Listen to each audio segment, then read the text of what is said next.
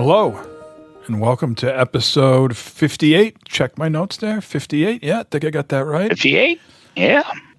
On second thought with Mike and Matt. You just heard Matt, and I'm Mike. How the hell are you? Doing okay. It's the warm weather is finally here. It's nice.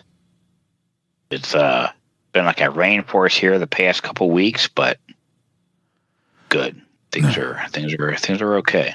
That was a rhetorical question for the audience, Matt, but I'm glad you jumped right in there and let me know how you were doing. Appreciate that. I have no idea anymore. No, but it's good to hear from you, sir. It's good to hear from you. You know, I want to be very transparent. Oh. This would have been a hell of a show 4 or 5 hours ago. I feel like I hit my peak. And now I am feeling a little withdrawn, a little tired. So I got to pick the energy back up and try to deliver for the masses, all 5 of them out there. Sure. You should have told me earlier when you hit your peak. Should have told a lot of people. Wow. Well, so this was the dilemma of the day. The grass was getting way too long. So even for me, it was way too long. I looked at my phone, and we are in a prolonged rain period coming up. Not every day like soakers, but just enough that I was not going to be able to get out there and mow the lawn for like about a week. Yeah. Okay. So I walked the dog this morning. I assess the lawn when I get home about 9:30, 10 in the morning. And I say, I got to mow this lawn. So I take the zero turn out, gas it up, park it by the shed. And my routine here is before I do the zero turn, I go around the perimeter like you were painting with my walk behind mower. Little trim. And do the little trim on the sides. Okay. My shoes instantly soaked and quickly realized the grass was way too wet for the zero turn. Way wet. Only because I put the zero turn in the garage, which is attached to my house, and then the whole house would smell like wet grass. So. Not a good smell. Not a good smell. So I had to do this by hand. Not with scissors. but I should say I had to do this by feet. I walked behind with the Honda walking mower, right? And I didn't get to complete it all. 2 hours in, I still have like a quarter of my yard left to do. A, it started to downpour, and B, I had to go to work, so I had to stop. But I got the bulk of it done. So I put in almost a good 6.5 miles before work today. And then I had my work day. And then I did a little walking on my lunch break with the dog. I've done a lot of things and stuff. And here I am with you to conclude the day. And then we'll see what other surprises the evening shall bring. I'm not sure how that makes me feel. I don't know. Just want to put it out there that I've done a lot of walking. The grass is mowed. What they say, a cluttered house is a cluttered mind. There was a cluttered lawn was irritating me. And a unmowed lawn does grind my gears. It does. It gets me. Now I know we have an older clientele that probably listens to us because we are of the older variety as well.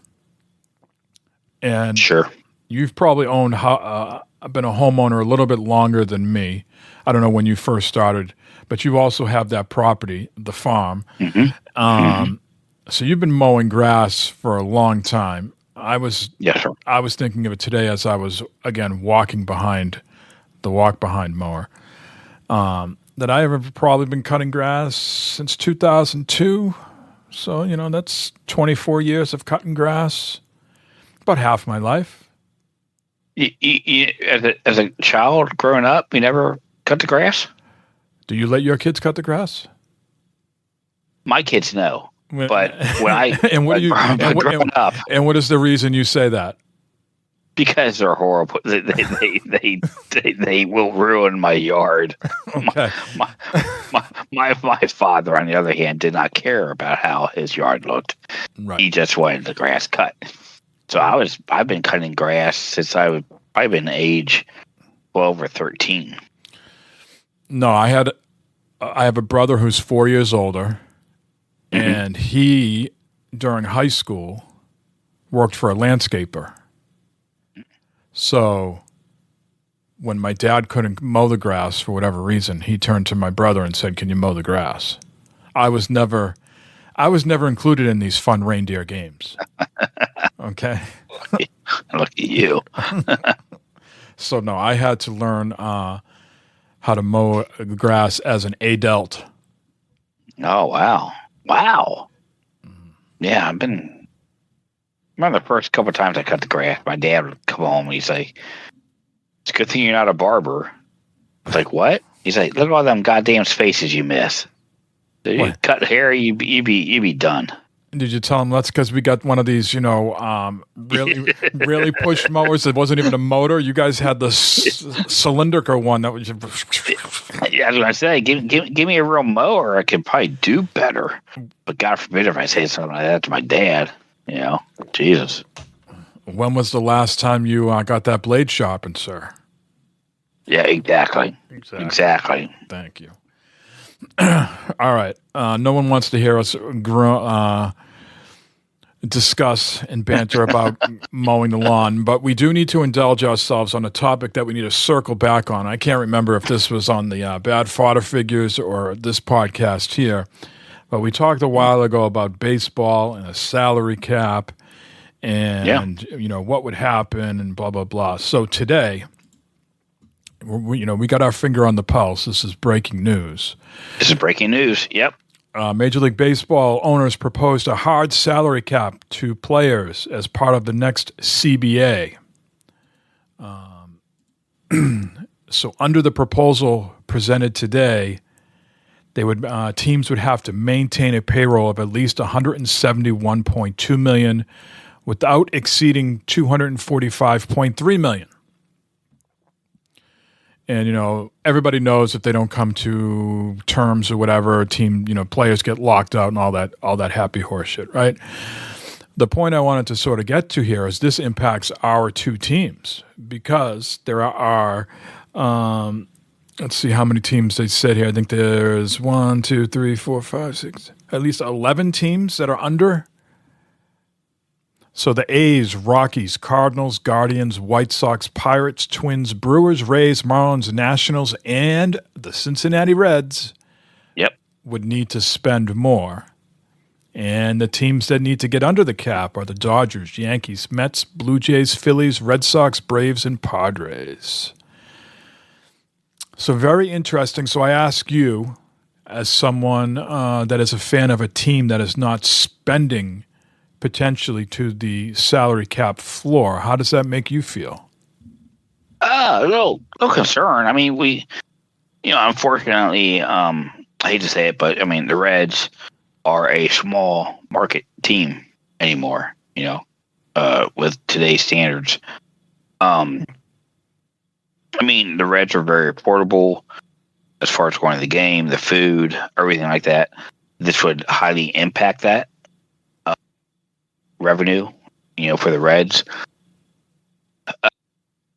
Ticket prices, everything would go up, which would not be favorable for them. I think baseball in general, is just not the Reds, but baseball in general, is struggling with getting fans in the seats, going to the games. This would hurt a lot of these teams that are struggling already to happen. I do believe the players had a proposal too that was entered today or yesterday. Raising like the minimum from like $725 to $1.5 million. There's a couple other things that they wanted to do. I think we're headed to a lockout December December 1st or 2nd, whenever that agreement ends. So this is what the league spokesman says, which kind of, I guess, contradicts what you said. He says fans overwhelmingly support a salary cap and floor, like in the other leagues, because they don't believe a $446 million spending gap from top to bottom is a fair fight. Our salary cap and floor proposal levels the playing field while sharing baseball revenue with the players 50-50 as we grow the game together. Let's back up. I never said that fans were against it. I just said it's not going to be good. I never said the words that you said I said. I said. It's not going to be good for small market teams. There's what you said and what we talked about before about they had to spend $250 million or whatever. That's not a good thing. The salary cap would be good, but I think there's two different things to talk about here between what the players want and what the owners want. Is two different things going on here, and it's not going to be good for small baseball. Well, MLB certainly thinks if they get their way, if they push it through, it will be good for small baseball because every team will be competitive, and that will bring the fans in. And if the fans come in, then, they don't have to charge as much because everybody's there banging out the turnstiles, right? But, owners aren't going to lower the price just because the place is banged out. They're going to see more dollar signs and raise the prices. Geez, if I get this thing sold out every night, let me just raise it by a couple bucks, and exponentially over time, that's a lot of money in my pocket. But they're going to have to raise prices to pay for these new salaries.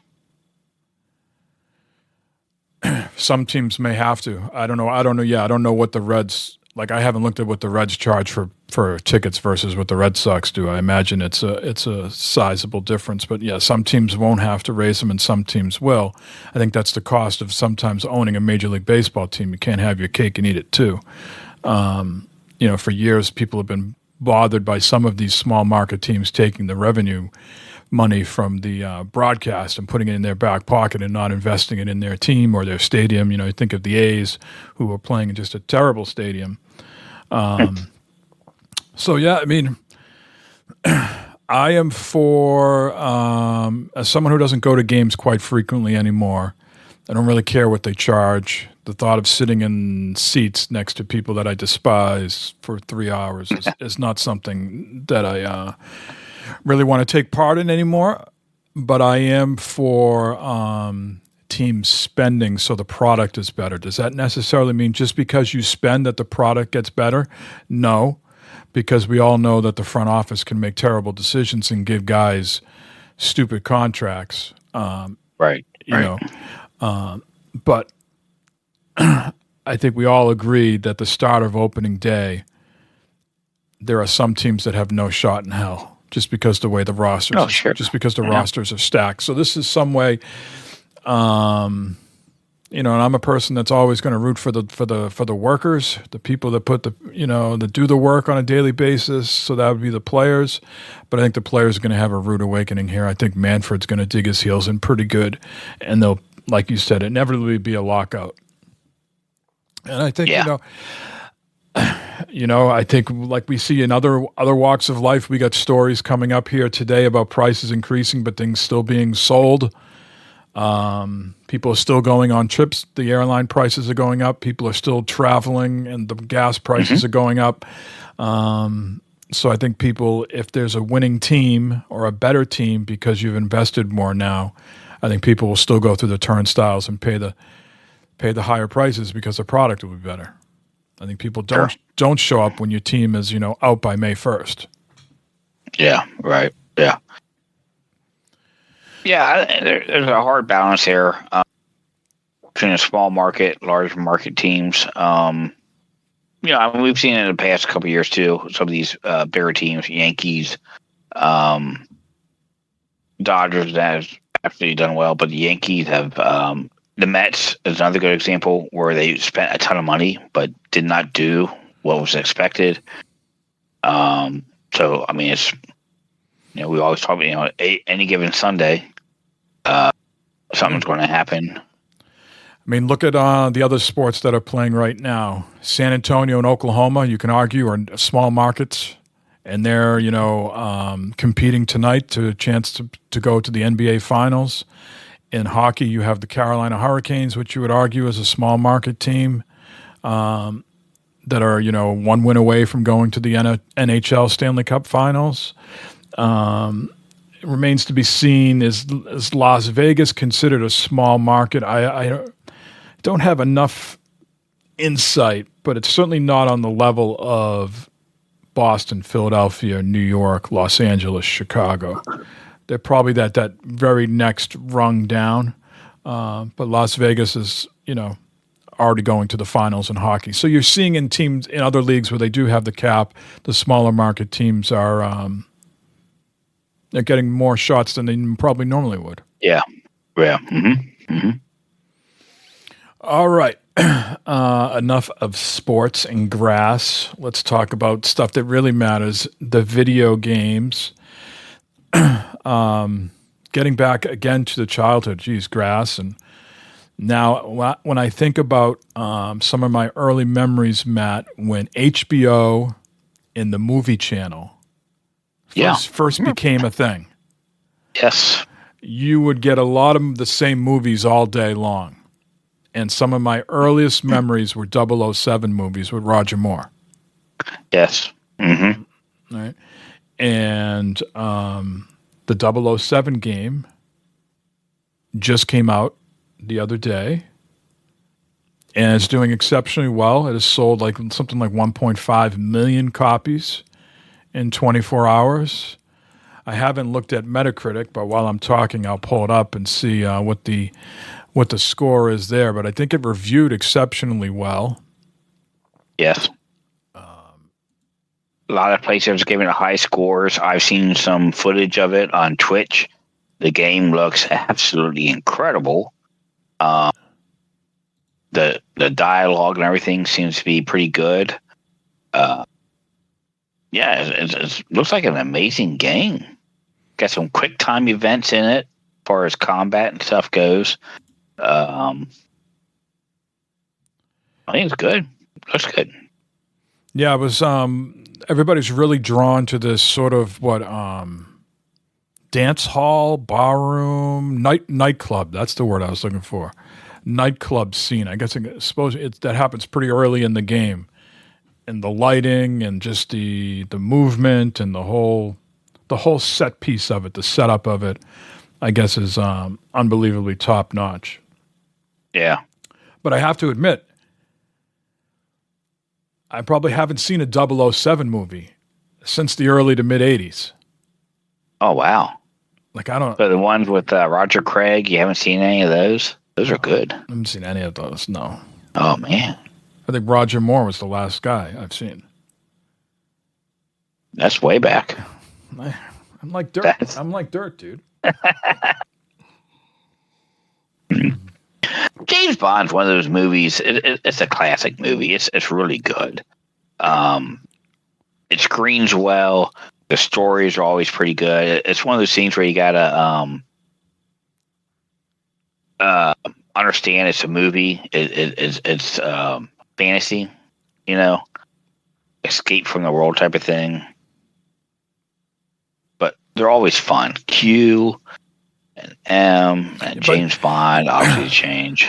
I want to go off on a little side tangent here to get your initial reaction to this, and then we'll circle back to 007. But isn't everything fantasy? I saw this tweet today that isn't everything fantasy? The 7-day work week, male, female. We call this thing the sun. Like, everybody had to name this and come up with this shit at some point, right? It's like,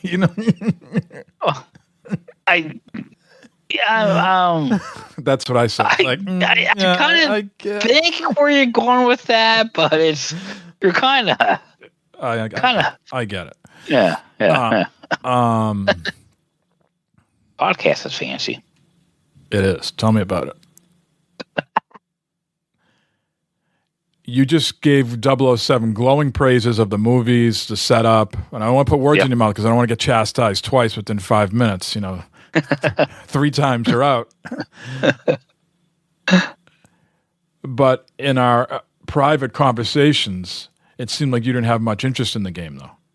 No, the game itself, no, I have no interest in the game. Yeah. The movies, yes. The game, I don't know. If I had nothing else playing going on right now, yeah, I'd probably look into it. Maybe a couple of months if it goes on sale, I'll probably pick it up. But right now, no. Just like the old what's the other famous James Bond game that was on Nintendo 64 or something? GoldenEye? GoldenEye, yeah. A lot of people love that one. I never played it. Probably something I would enjoy because I'm sure it's like a Uncharted type of game. What I've seen online it does. It looks good. It looks great. I don't know. I'm a James Bond movie man, but not a James Bond game guy. Yeah, Right. That makes sense at all. It does. It does. I have never let my sort of feelings about a property get in the way of enjoying the art form. So it goes on the wish list. It's not something I am, sort of chomping at the bit to play. I am very interested in it, but in due time, if there was a sale or my crippling handheld addiction has subsided, then I will, maybe, scoop it up because I just think I like the Uncharted games. The stuff I've seen looks compelling. I can almost put the 007 stuff like out of my mind and just think of it as just sort of like an action adventure game. And I'm sure when they, when they say things like Bond, bring you back into it. But I would sort of just go into it thinking this is just going to be a great experience. Be damned what the title of the game is called. Sure. Yeah. Yeah. If this was Uncharted 5 or some other game, I'd probably be more compelled to play it. I'm just kind of, James Bond. The wish list is getting very stuffed and puffed, Matt. It has, Yes, sir. Pragmata on there and Crimson Desert. And now we have... Lego Batman's up there. Lego Batman is on the list. It's very swole. It is. It is. But blue balls. But Dad's Day is coming up soon, so we'll see. Yes. We'll see what happens there. Or maybe we just need to save our pennies because the Rampocalypse, storage apocalypse, PC component apocalypse, AI shitstorm is wreaking its head all over our lovely little cottage industry here known as gaming. And I'm not sure, not to go off on another tangent here, but I'm not sure if you saw the guy from OpenAI, Sam Altman, say that he wanted to eventually start treating AI as a utility. You have been a long advocate of making the internet a utility, getting charged for usage, and now Sam is proposing to make AI a utility. That's a hell of a thing. Steal all the stuff off the internet and then charge it back to you at a price. That's unbelievable. And then at this same conference that he was at, I don't remember the guy's name, but he's some big financial guy, BlackRock guy, said that Americans, in order to keep up with China, are going to need to invest trillions of dollars in AI, and it's going to come from American residents' savings accounts and pension funds. If you want to come along for the ride with America, you're going to have to start contributing through your own savings and pension funds for these to prop up these data centers, which is going to cost trillions of dollars, or otherwise America is going to get left behind. So I don't need a large rebuttal on that. I sort of want to give you the floor on that, but gives you a sort of sense of why prices are going up, because the AI shit's just out of control. Yeah, I know here locally, I'm not sure about your neck of the woods, but here that everyone wants to build these big data centers all over the place, and they're getting a lot of backlash here, being voted down, communities being sued and stuff like that to stop these data centers from coming in and ruining water supply and putting a strain on the electrical grid and so forth and that. So I know that's happening here. And then the whole thing about paying for AI come out of your savings and bank accounts and all that stuff, and then paying for it twice. I mean, we're already on the internet. We pay for the internet, but we pay for content on the internet also on top of that already. So AI is really kind of like no different. I know Chat GPT already, after so many searches or queries or whatever, it says, all right, you're done for the day, and unless you pay for more. But yeah, I mean, AI, I guess apparently is the future. Unfortunately, people still want to do the doom scrolling and see their kitty cats making food or flying in the sky, because of AI. Then yeah, you're gonna have to pay for this shit. Something's gonna have to. No, Nothing's free, right? We've talked about that before. Who's flying in the sky? Kitty cats. No. Kitty cats. You haven't heard that story. They're gonna put pilots out of business, and they're actually gonna have AI fly the planes. Well, we already got that with drones. But there's no people. But there's no humans in. Well, you're talking about passenger jets. Yeah, passenger jets. Yeah, that's you're going to need a lot of changes there for that. The FAA is going to. What FAA? What FAA, man? We're going. This is the nope. We got to. I got to self-correct it. We got to go back to gaming, because we could go down this rabbit hole here. Do these agencies not exist anymore?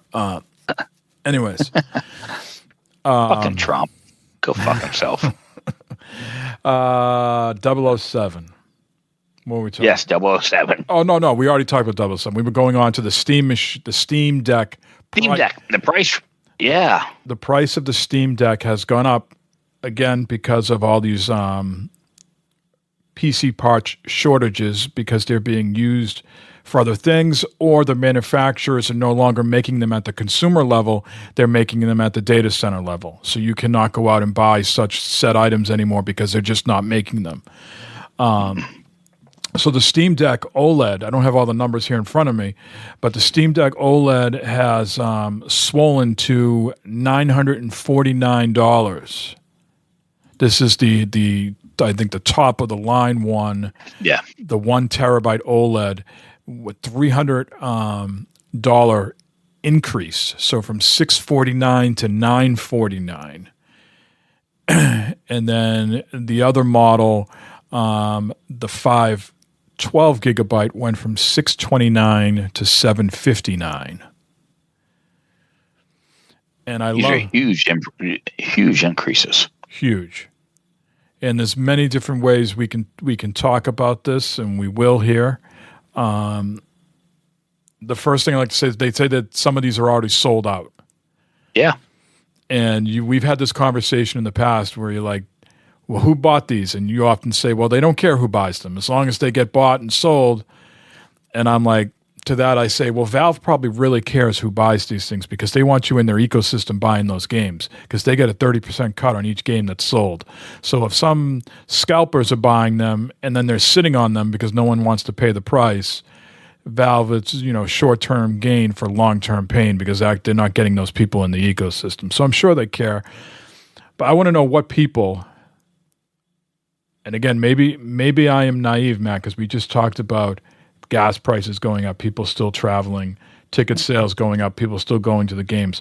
But who is the person sitting at home saying, I really need a Steam Deck OLED that's already been out for years, and now it's back in stock, and I'm going to pay $300 more than it was a week ago? Who was that person? Exactly. Yeah. Exactly. Yeah. What? Yeah. What's going on here? What's going on here? And it's like, okay, what's the real numbers of? Okay, they're sold out. Yeah, how Okay, they make so 5? Do they have 5 in stock? exactly. Were there like 5 or 10 sitting on the shelf and they're gone now? You know? Yeah. But it is quite incredible that the price has jumped. I mean, this thing came out in 2022, and no improvements except for the OLED, which came out a year later. To have such a huge price increase, I'm just the justification on that's kind of odd. But what's even more odd is just the fact that they're still being sold out. Which again, we have no idea what that number is. Like, you get it. Exactly. In your ordinary walk of life, Matt, Oh. are you a skeptic, or you pretty much take things at face value? How would you say you categorize yourself? I like to say I'm on the level. I try to look at everything before making a decision. So I think I probably lean more towards pessimistic, but not as pessimistic as you. Well, this is what I want to. I've heard this isn't my own idea, so I'm not taking claim to this, but I've heard other people kick this idea around, and I want to see where it lands with you. That they had to raise the prices just because things were going up, but they raised them to such a level. So when they release the Steam machine slightly lower, it looks like a good deal. A bargain. What are your thoughts on that? That like the Steam machine will not be $949, it will still be $850, and now that the Steam Deck's $100 more, people can be like, yeah, it's a great deal. I can get the Steam machine for $100 less. People are short-sighted. I don't know.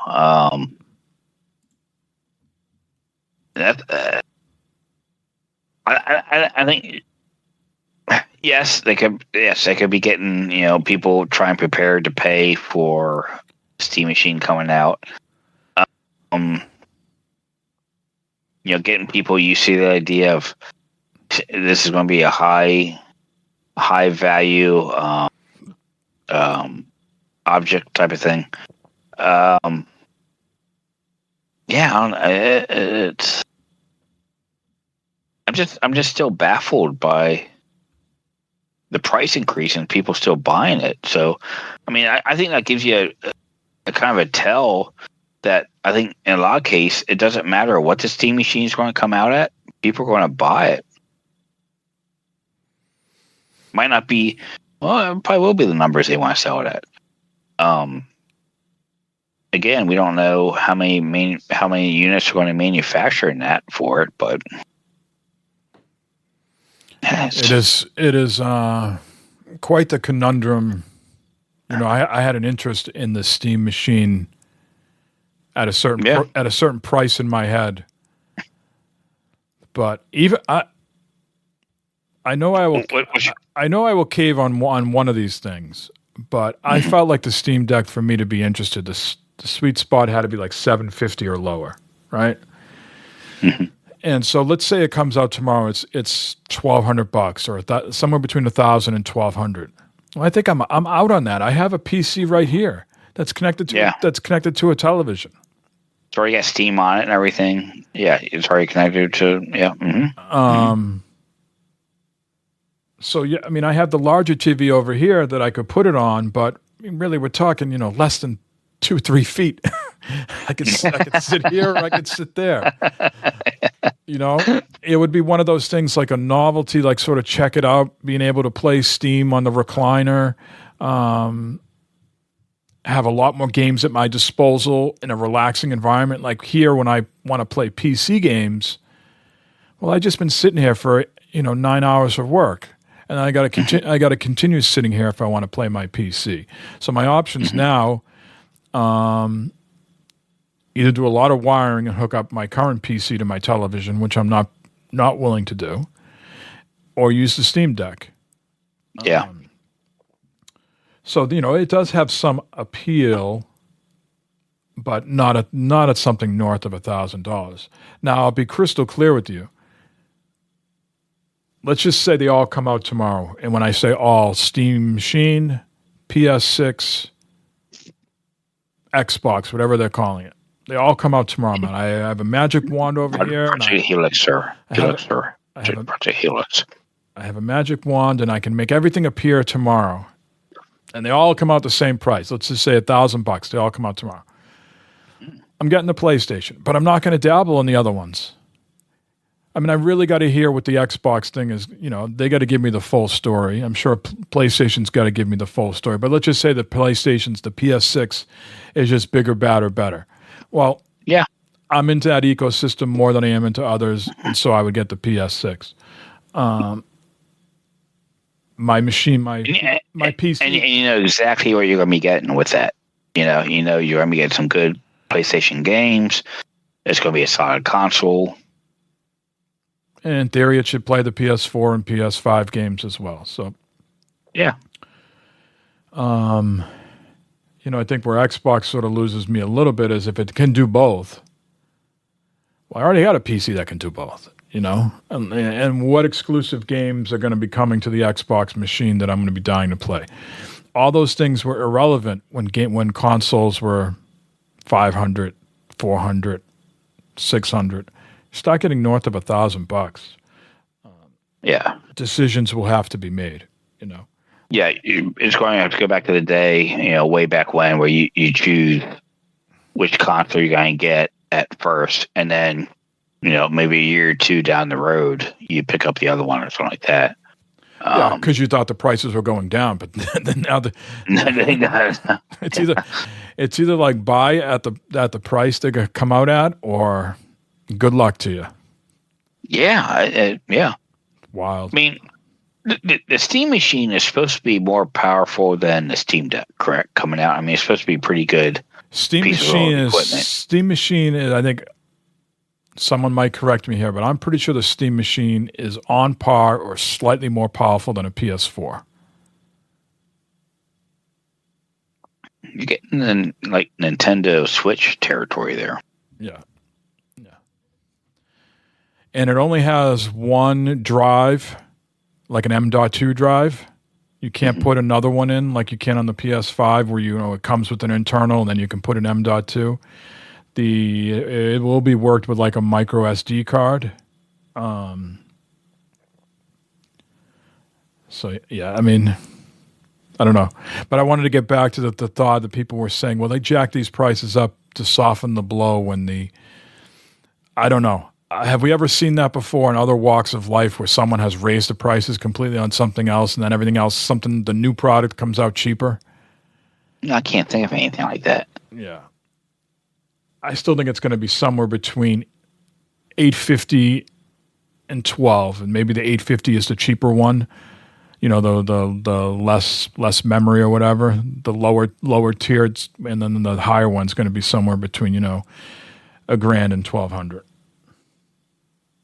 It still boggles my mind that somewhere in a corporate meeting room, some guy is saying, "Yeah, we got to raise the prices of everything to sell more." I mean, where in the past has that ever happened? Where that flew by to the rest of the board members and I say, "Yeah, let's charge more." No, it's always back in the day. A guy would say, "Yeah, we got to charge more." Everyone would be like, "The fuck's wrong with you? We're trying to sell this shit, not." It's just, I guess that's the way things are now. It's just weird, Mike. To me, the mindset behind it boggles me. It's just really odd. That's like us at our company saying, "Yeah, we're going to double our hourly rate, but still give you the same thing." That's not going to fly in our industry. Nothing shocks me anymore, Matt. Nothing does. I don't know. I don't. I mean, someone knows something. That's why they're doing it. They figured, and apparently, with Steam, it's working because they're still selling them. The 6 or 7 on the shelf, they're gone now. I don't think they're going to have a problem selling any of these things. Because I don't think they're going to be able to mass produce any of these things at a clip that you're able to mass produce things before in the past. So things are going to sell out just because it's not a lot. The only thing that didn't sell out was the Switch 2 because for a long couple months, Nintendo was manufacturing those things and they were bringing them into the country by the boatloads, and then they were prepared for it. But Valve's not producing a Steam Deck or a Steam machine at the same clip as a Switch 2. Yeah. So, I think we're going to know here very soon. And when I mean very soon, I'm thinking days to a week. I think people will be able to place their orders for these things pre-4th of July. For the Steam machine? Yeah. I'm still waiting for I put a reservation for the goddamn new controller. They got nothing. Gabe is personally testing yours out on his yacht. I hope so. I'm waiting. I haven't heard anything. Well, I don't know. If you've listened closely, Matt, have you heard that Xbox is no longer Xbox? It's Xbox. Xbox. All capital letters. Don't forget that. I was talking to the children today, and they were the youngest, who's he's an Xbox guy, and he was asking what are they going to call the next Xbox? And I really think it's going to just be Xbox. 25 years later, you can't buy the original Xbox anywhere. Like, you can't go into a Walmart or a Best Buy or Target or anywhere and get an Xbox. So it's not like you can go to a game store or something, but yeah, or Goodwill. Can't buy it new. Or Goodwill, right? There's no SKU out there that someone is, scanning anymore. I really think it's just going to be Xbox. It's probably not a bad idea, to be honest with you. You might as well just go back and call it Xbox. Maybe that's why they capitalize all the letters and everything. It'd be a good idea. I mean, Make it simple. Xbox Helix, Project Helix. These project names, Scorpio, Helix, Grimlock, whatever. They're all fun to kick around, but you need something a little bit more marketable. And I think just Xbox. Xbox. We're back, baby. Xbox. And you're going to have some poor grandmother or grandfather going to one of these gaming stores. My son wants an Xbox, and they're going to sell them the original Xbox for like $80 or something like that.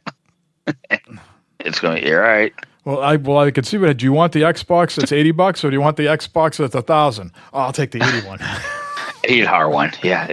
Well, he said Xbox. He didn't say which one.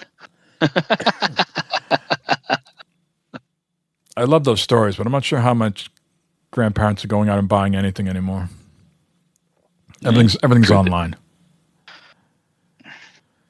It was simpler times, man. It was simpler times back in the day. Your grandparents would go out. Midnight release parties. No, but I remember this is going back way back as a kid. Probably these memories are somewhere around like 3 to 5 years old, maybe a little bit older. It'd be snowy out, and I know you don't have grandparents. Well, you had grandparents, but you never met your grandparents. I'm trying to say. Your parents just weren't born there like poof. fucking miracle parents.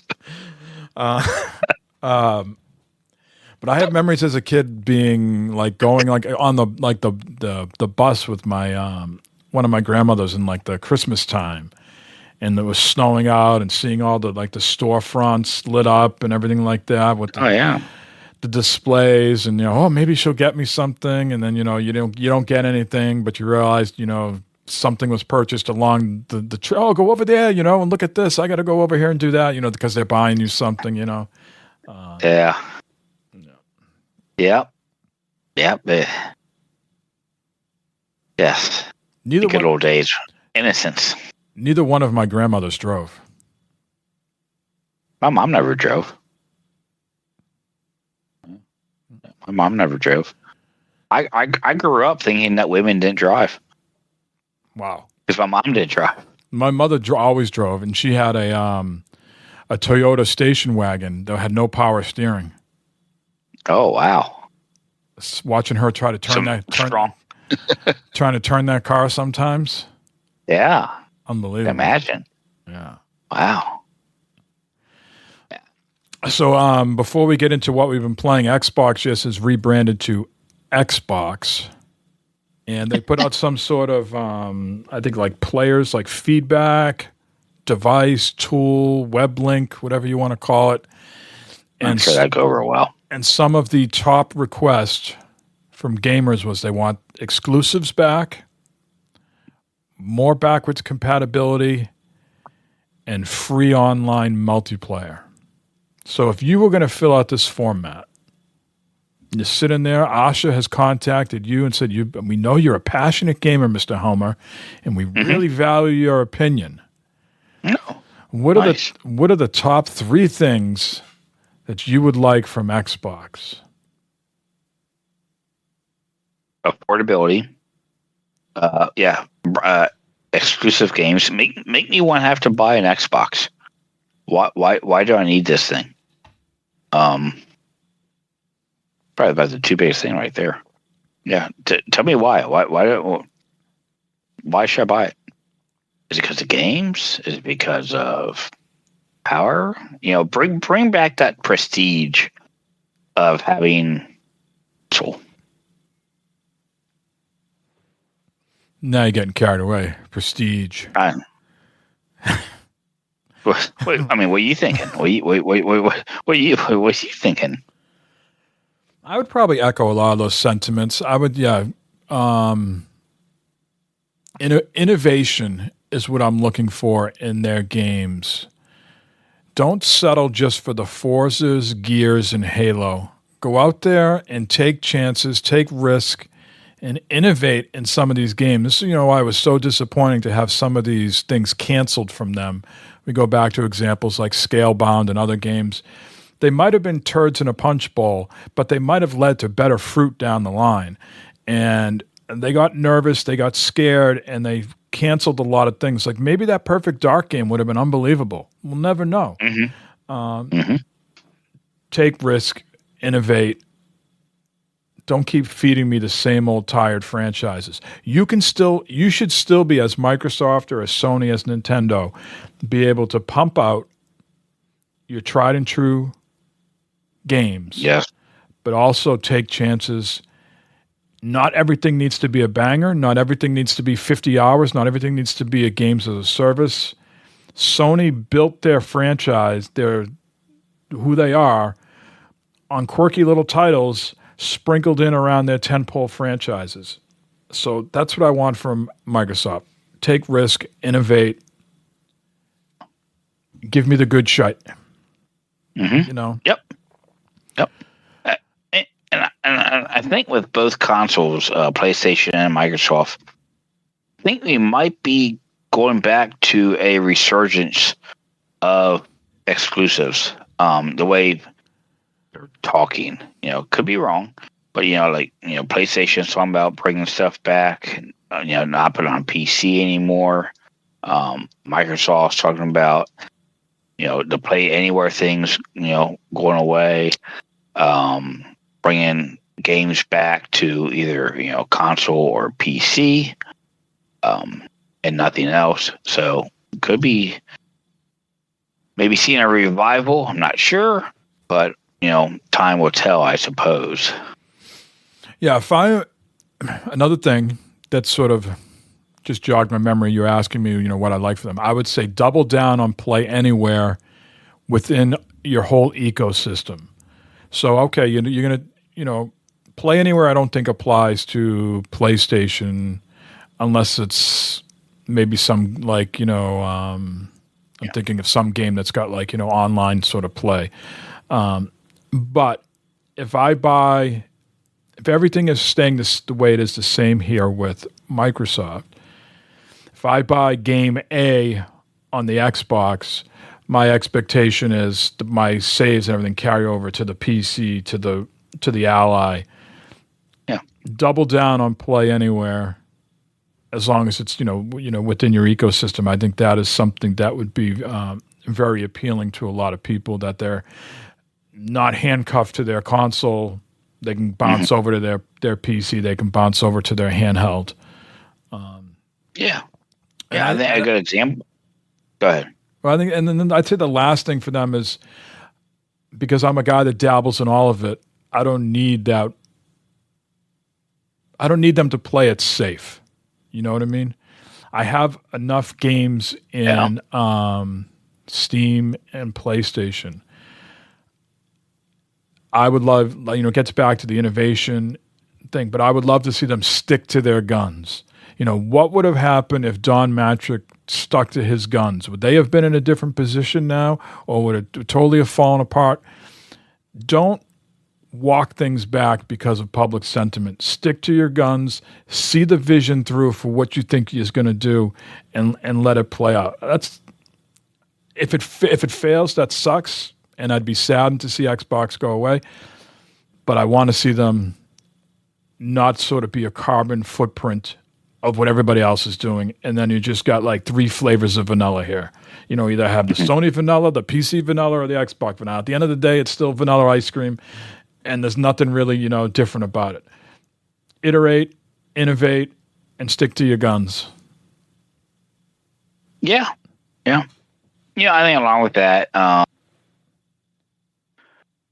kind of in a sense, to make you want to get a PlayStation or Xbox or PC. Back in the day, there, the bonuses for buying a game on Xbox versus PlayStation versus PC, or the pre-order bonuses. I think a lot of that shit has gone away and needs to come back too, to kind of really stick it in that, hey, you buy this game on Xbox, you're going to get this DLC. Yeah, lifetime of orange Fanta with Master Chief on it. Even though he's green and he's on an orange bottle. Don't let that sway your opinion. Orange is a great color. Orange is good. Aren't you glad we have it? Oh, that's nice. I like that. That's pretty. Oh yeah. That looks like a Switch. That's nice. It is a Switch. Okay. Yeah. So I think, that's kind of where I'm at with that. And let's segue into what we have been playing here, which is an Xbox exclusive game. Well, it's also on Steam, and it's not yet out on PC, but we've been playing a lot of Forza Horizon 6. Your thoughts and impressions, sir? It is on PC. Just a little correction. It's not on PlayStation. Right, yes, it's on Steam. It's on the Windows, but it's not on PlayStation yet. I might have said something different. The grass fumes, Matt. Let's just blame it on the grass fumes. I know the grass is getting in on you. Wet grass. Wet grass. Wet grass sucks. Almost worse than a wet dog. Forza 6 is incredible. It's fun. It's a great, fun game. You and I have been playing it, since it came out, having some fun in it, traveling around, being cars, collecting different cars, and that. It's a Forza game where it throws a lot at you on the map. You got to go through the different events and stuff to progress. It's a huge map. Very detailed.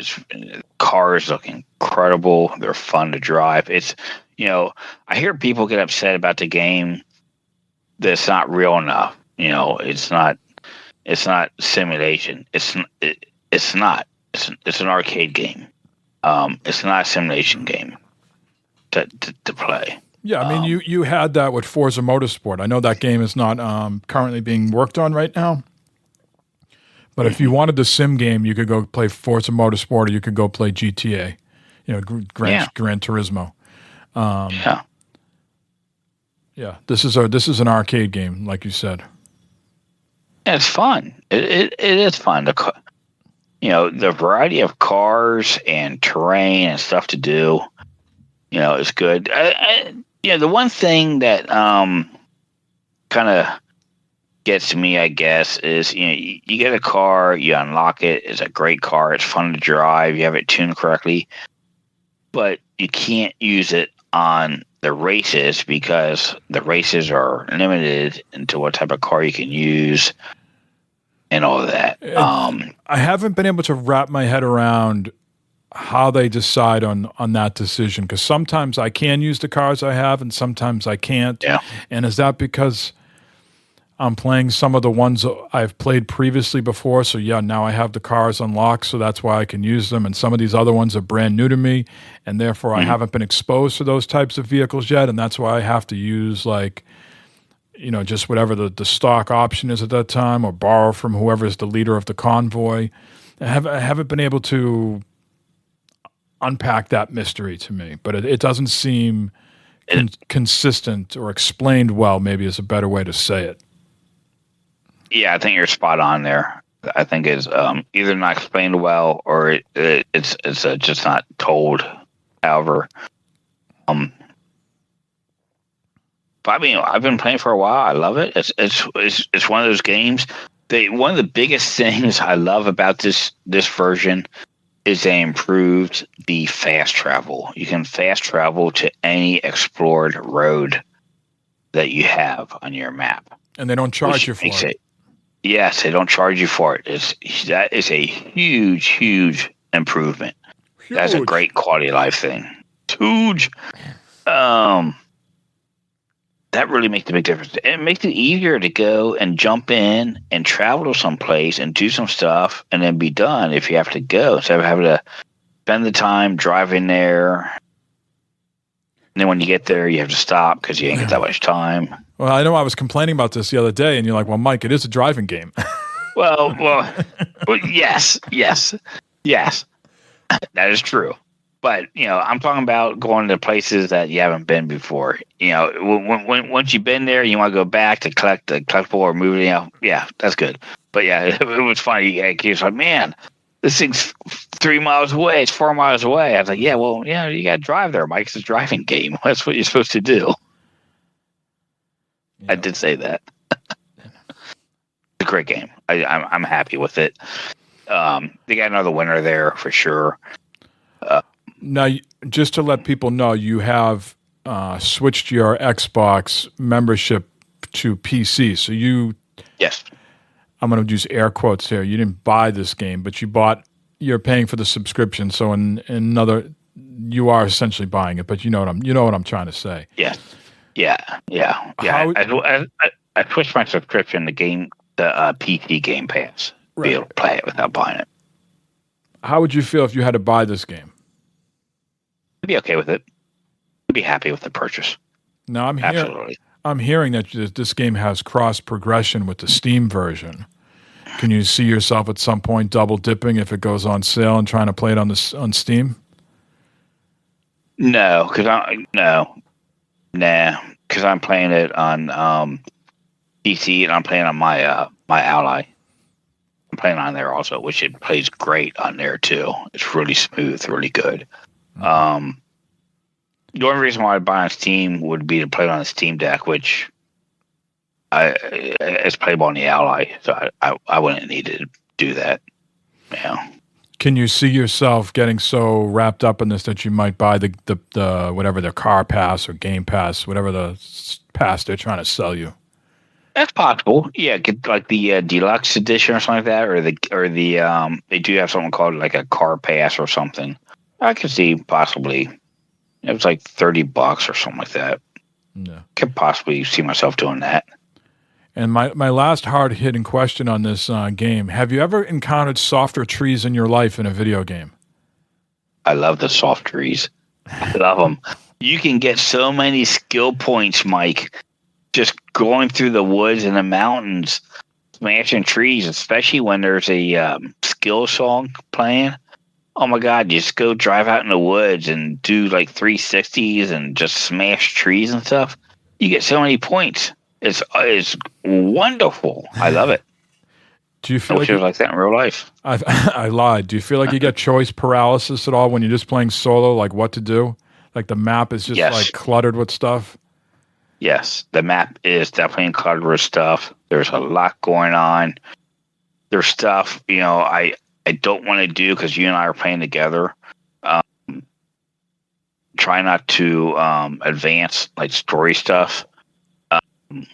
But yeah, it gets, it gets very busy doing all the stuff that's going on there. I mean, like the other night we unlocked a thing, and like 2 areas of the map just started popping off with all the stuff. It was like, Jesus Christ, got all this other stuff I got to do. Between the collectibles, the crash boards, the XP boards, the other boards and that to collect and hit. There's a lot going on in the game. It's fun. It is a fun game. I like it. And do you have any parting words for Bowie Knife 99? I race the dude all the time. You and I raced him last night. I think we did well against him. Maybe the harder difficulty levels have more issue with him, but I think we've been doing pretty good. We'll let the listeners go look up Bowie Knife 99 in their own. Bowie Knife 99. Look it up. We'll leave them hanging there.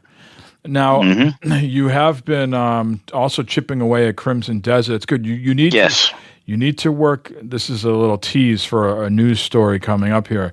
You need to make rapid progress in Crimson Desert and Forza, because there's another game you got to get back to and finish before something else happens. So how is things going in Crimson Desert? Swimmingly. Things in Crimson Desert are going well. Again, the game's very deep, a lot to do in it. Every time something happens, it throws you something new as far as your tutorial and all that stuff. I like open up this camp area now. Then I got to recruit more Greymanes.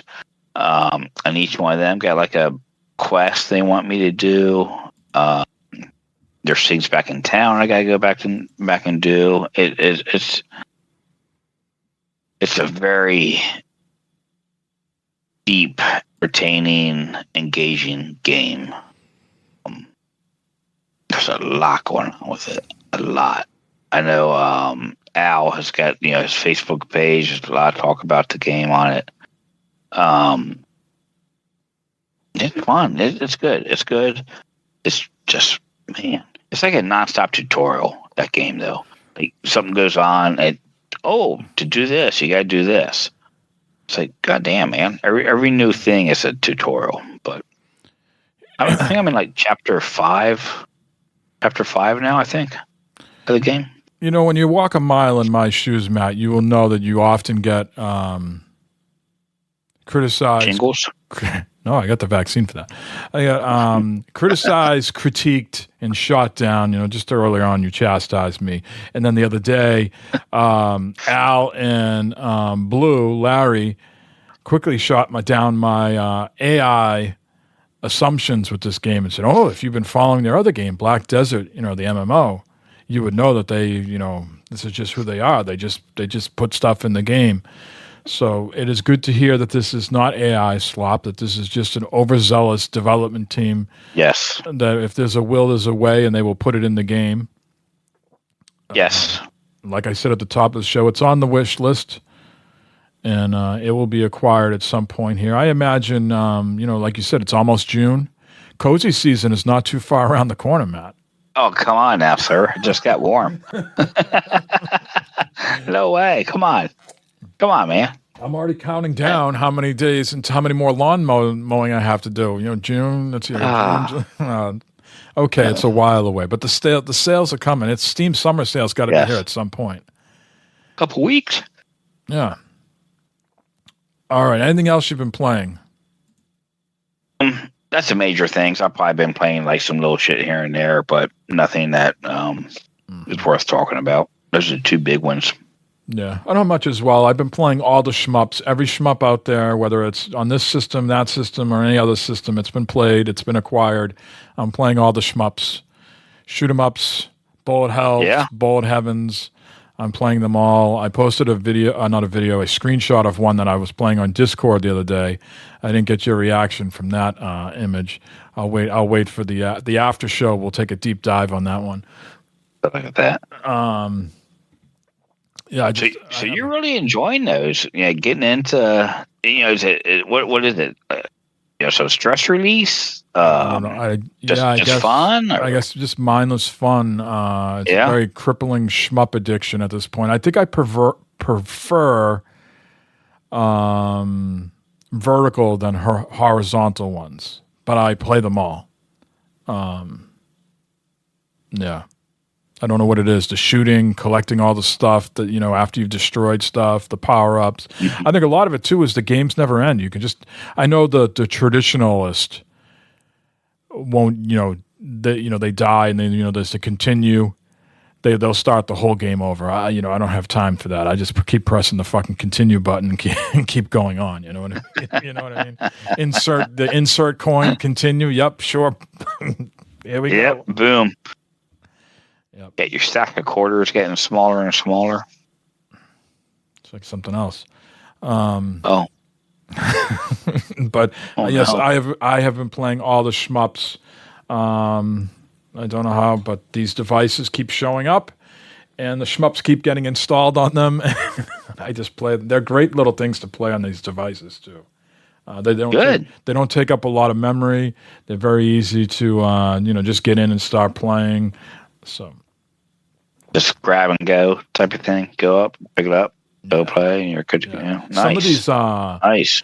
Some of these ones from the PS1 era are hilarious too, because they're all in Japanese. I have no idea what's being said to me, and some of them start off with a whole lot of act. I haven't taken a deep dive into what really like the lore is with all these shmups, but there's a lot of anime going on. There's a lot of story and content that I'm just like, can I just get into blowing shit up? Because I really don't know what you guys are talking about, but I want to get into blowing up some ships. Let's go, please. Yeah. All right, let's segue into the news. We got a couple items that we have procured. Now, the reason Matt has to hurry up and finish Crimson Desert and Forza is because this week, CD Projekt Red has announced that The Witcher 3, yes, The Witcher 3, hold on to your butts, has a new expansion coming called Songs of the Past. It's based around Geralt again, and it's coming out next year on PC, PlayStation 5, and Xbox Series S and X. CD Projekt Red is developing the expansion with Fool's Theory, and as has been rumored, Fool's Theory is a studio made up of CDPR veterans that's remaking The Witcher 1 and helping on The Witcher 4. So the third expansion, that's what it's being described as. It's comparable in size to previous expansions, Heart of Stone and Blood and Wine, which were quite sizable. Those were big. Yep. There's no detail yet on the content of the expansion other than it will star Geralt, of course, which was in question because no spoilers there, but, you play the game, you know what sort of happens there. So you might be going back in time. Songs of the past. This could be a younger Geralt. Who knows? But all that aside, the excitement level is through the roof. For me, at least. I'm not sure about you, and makes me want to go back and play those games. I want to time it just right so I can play them, and then when it gets done, boom, go right into this third expansion. Yeah. Now we know in the past I've asked you. You played The Witcher 3. You haven't finished it. Would you ever go back and start over? And you said, hell no. There's no way I'm starting over. So you probably don't know. If I asked you right now, where are you in the game? You probably have no idea. Isn't there acts in that game, right? Three acts? I think I was at the beginning of Act 3 where I was in this village. There was a wedding or something. The Wild Hunt's got to be coming in Act 3. Yeah, there was like a wedding or something to go to. I had to travel. Oh yeah, I know what you're talking about. Yeah.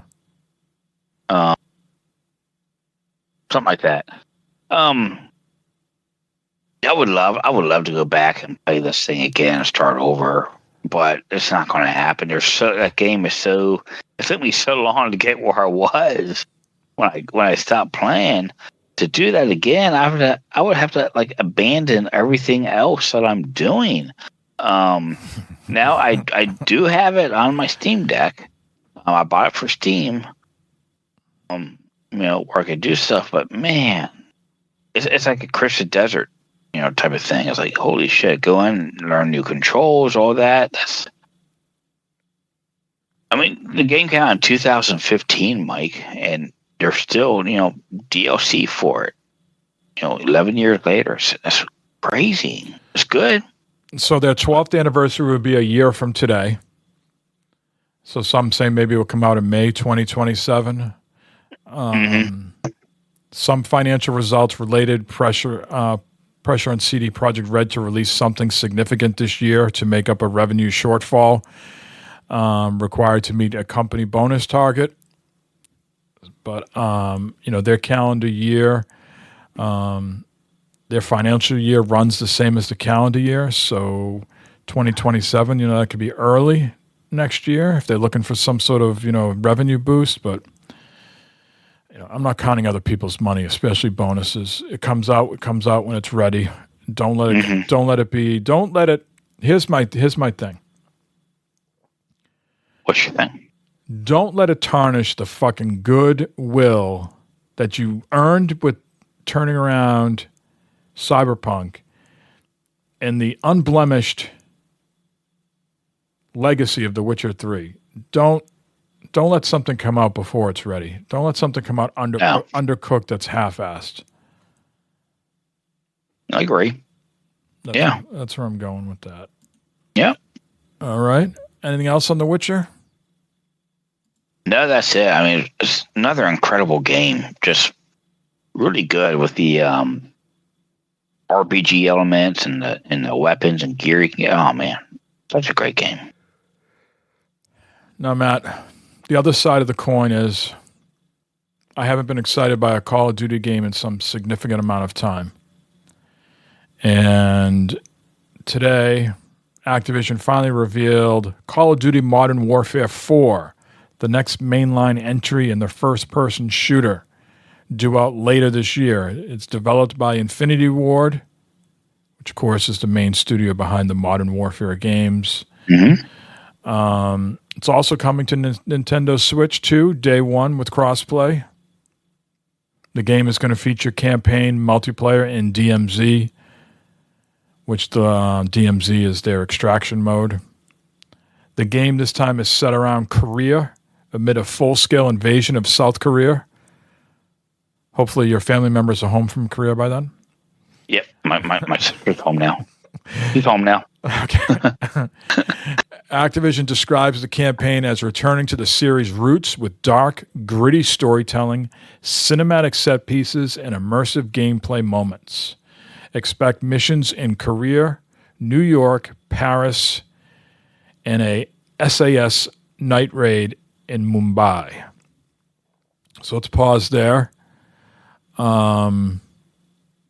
I think the first thing we need to discuss is that neither one of us are getting this, no matter what tier we have purchased with our Game Pass. We are no longer getting this day one.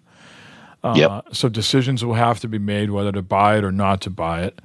The multiplayer will not entice me just to go out and buy it anymore. I have to see a hell of a lot more from this campaign to get interested in it. The official blurb says, Private Park, a young Korean grunt soldier, is thrust into combat for the first time as he and his squad are forced to overcome impossible odds in a gripping zero-to-hero journey. Captain Price returns and forms a rogue alliance operating outside the system and apart from Task Force 141, the team he has once called his own. Is any of that lighting a fire in your wallet saying, I need to buy this? No, not really. The story is always pretty good. But I mean, the past couple times, it's always fought for the multiplayer. I mean, I have to see. I've got no reason to buy it though. Okay, well there you have it, folks. Matt says even though it's 2 days before my birthday, October 23rd, he's a no-go. So yeah. All right, Matt, I sense we're running out of steam here, but we got 2 news stories. We got to bring it around. We got to bring it home. You ready? Yes. Okay. Do you have a beer or anything in your hand, a mug of water, anything? Get ready to pour one out, huh? You know where I was going. You know where I was going with that. Destiny 2 coming to an end on June 9th. And on this particular day, Destiny 2 Legacy Collection, including the Final Shape expansion, will be added to PS Plus Extra and Premium. So if you subscribe to those tiers, you'll be getting this package deluxe on that particular day. But yes, last week I received a very a text in all sorts of uppercase letters and emojis and sad faces from Matt saying almost 12 years later, Destiny 2 is coming to an end.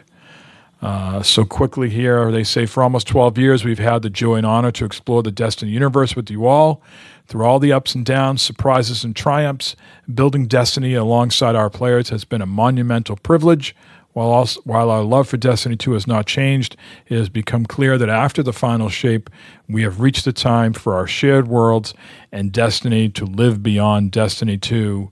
To that end, on June 9th, we will release the final live service content update for Destiny 2 to begin that new journey as a studio. And there's a lot more other words in there that I won't read, but I think my take on that, and I don't think Destiny Bungie people are the only ones guilty of this. I think the crime that is committed in a lot of these sort of games as a service games, I think of what's that game that Jeremy plays? Warframe? Warframe, yeah. Along these games did not make it easy for people like me and you who came and went as we liked to get back in. Things changed. They took out content that maybe we enjoyed. They vaulted it. I think that was their mistake with that game, is that they made it hard for people to come back in, and when they did come back in, they weren't having a good time, so they just stopped playing the game, and therefore their game was only left for the hardcore players. Yeah. Numbers have been definitely dwindling on the game the past year or so, and you're right. Unless you had a really core group of people to play with, coming back in, you was kind of lost, didn't know what to do. It's a great example of fear of missing out, FOMO with the game. Man, it's kind of sucks. I've played this very, very much. The gameplay, the shooting of Destiny has always been top notch. I don't know. See how what's going to happen here. It's kind of sad. Kind of sucks, man. I haven't played in a while, but still, there's a lot there. I mean, and I guess it's not really going away per se, but no new content. It's pretty much, I think, in maintenance mode. There's many levels of suck here. The first part is a lot of people are going to lose their jobs at Bungie. Oh, yeah. They're going to have mass layoffs here shortly. The other thing is they don't have Destiny 3 in the can. It's not like that's coming like a year from now. They supposedly haven't even started working on a Destiny 3. Correct. Mm-hmm. And so they're going to shrink in size, no Destiny 3, and then they're going to pivot to Marathon full-time while they storyboard something else, even if that's possible. And then, so ultimately, are we looking at Bungie just going away? If Marathon, we got a story here that we'll go over briefly at the end, but Marathon Season 2 starts next week. If that goes over like a screen door in a submarine, are they just done? Are they like, Is Sony just going to pull the plug on them and be like, thanks, but no thanks, tax write-off, you're all done? Yeah, right. Yeah. Yeah, I don't know. Spent a lot of time in this thing. I think the Pokers are going to be on a marathon for a while. Who knows what the future of Destiny is going to be after this? Yeah. I heard someone else say this, so again, this isn't my own thought either, but man, it would be fantastic if they put this thing in maintenance mode and we're able to take everything out of the vault and say, here, you can go back and play this content. But I imagine the code has been altered so badly that it's not possible for them just to go ahead and do that, Yeah, they're probably going to freeze it in time, to wherever the game state is now, and that's what you're going to have for the rest of eternity. Yeah, I mean, I'm sure there'll be patches here and there, things like you got a hot fix, exploits or whatever, Maybe, I guess maybe it depends on how bad it is, because it sounds like they're just going to do like Destiny 1. They're going to put it in maintenance mode and boom. All right, see ya. All right, so the last thing here, they are pivoting to Marathon. The new season starts on June 2nd. The June 2nd update will mark the beginning of the game's second season and an open play week ending on June 9th. It's inviting all curious players who want to experience the game. So that's a good thing for them. They realize they're low on player count. They're taking that paywall down. You can play it. During the open play week, the full game will be available to play on Steam, PS5, and Xbox X and S, and any progress you make will carry over into Season 2. This will be a great time to invite your friends to crew up, as everyone will be starting on a clean slate. The night variant of the Dire Mash map intends to keep veterans and newcomers alike. There'll be blocked sight lines and substantially darker environments, making every fight more potentially lethal. New mechanics, and other so on and so on. But I think the thing that really me and you are waiting on is some sort of PvE that's coming. Mm-hmm. And it says here there's going to be a duos queue, previously tested but not fully implemented. That's going to have a bigger presence this season. Ranked play will kick off on June 14th, and their sort of their high-level Destiny thing is called Cryo Archive. That's going to return on June 11th. But this PvE thing, it seems like you're going to have to maybe still wait a little bit longer. Yeah, that's unfortunate. I was really looking forward to that. Because I want to play the game some more. It's a beautiful looking game. Like Destiny, the gunfire and everything is fun. I don't know.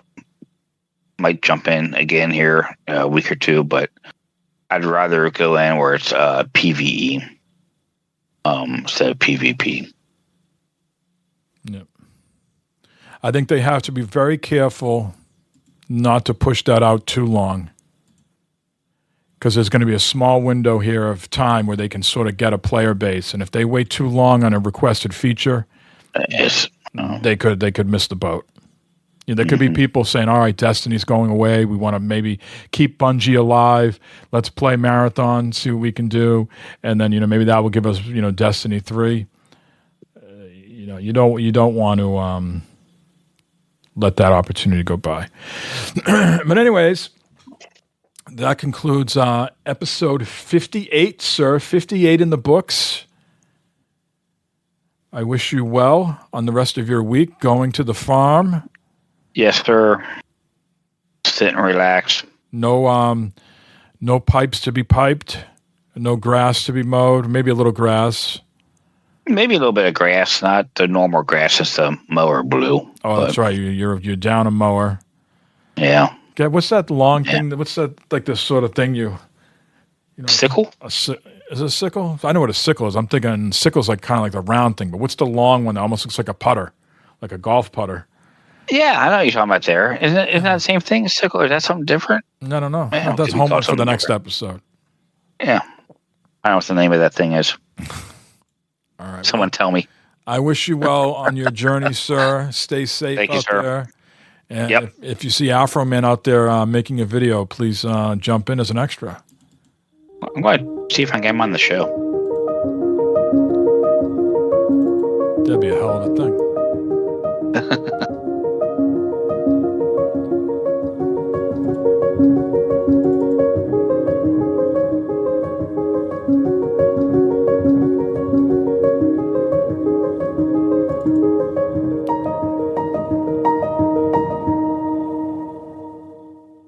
I'm fine.